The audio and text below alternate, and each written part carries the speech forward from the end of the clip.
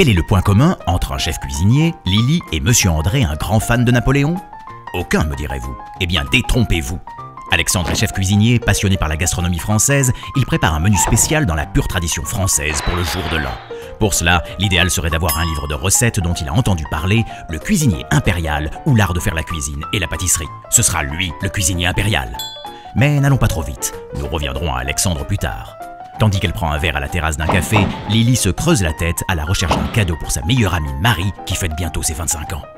Marie est comédienne, se dit-elle. Elle aime le théâtre, les textes classiques et surtout Corneille. Soudain, tout s'éclaire. Corneille, mais oui, c'est ça. Elle se jette sur son mobile et fait une recherche sur Internet. En attendant, laissez-moi vous présenter Monsieur André. Monsieur André est retraité et coule des jours paisibles en se consacrant à ses deux passions, sa petite fille Chloé, 4 ans, et le grand, l'unique Napoléon. Amateur de Bonaparte, il cherche depuis longtemps un ouvrage écrit par un soldat de l'armée napoléonienne, un certain Coignet, qui dès sa sortie en 1883 remporta un vif succès. Revenons à Alexandre qui demande conseil à son libraire. Comment trouver cet ouvrage qui n'est plus du tout édité? Lily, de son côté, se souvenant que Marie lui avait parlé de la première édition de Médée comme étant introuvable, se pose la même question. Monsieur André s'interroge aussi. Il veut tout savoir sur ce soldat de Napoléon. Tous les regards se tournent alors vers la Bibliothèque nationale de France. Le temple de notre patrimoine littéraire y enferme tous ces trésors inaccessibles. Inaccessibles, vous avez dit? Le libraire explique alors à Alexandre qu'il peut lui commander tout de suite ce livre et recevoir en quelques jours une impression de l'ouvrage original.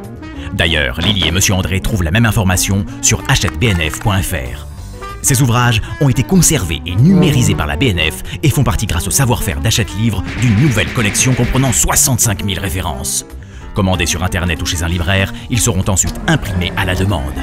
Ainsi, Alexandre reçoit son livre de recettes chez son libraire, qui l'invite d'ailleurs à son superbe dîner. Lily a commandé en ligne la toute première édition de la pièce préférée de Marie qui n'en croit pas ses yeux. Quant à Monsieur André, il se précipite chez sa libraire de quartier qui vient de réceptionner les cahiers du capitaine Coignet, édition 1883. Alexandre, Marie et Monsieur André ont désormais tous les trois leur réimpression de titres rares en bonne place dans leur bibliothèque. Si vous êtes à la recherche de livres anciens publiés avant 1920, rendez-vous sur achetebnf.fr pour dénicher votre bonheur parmi la collection Hachette Livres BNF. Voilà ce qui nous réunit tous, un patrimoine littéraire à portée de main.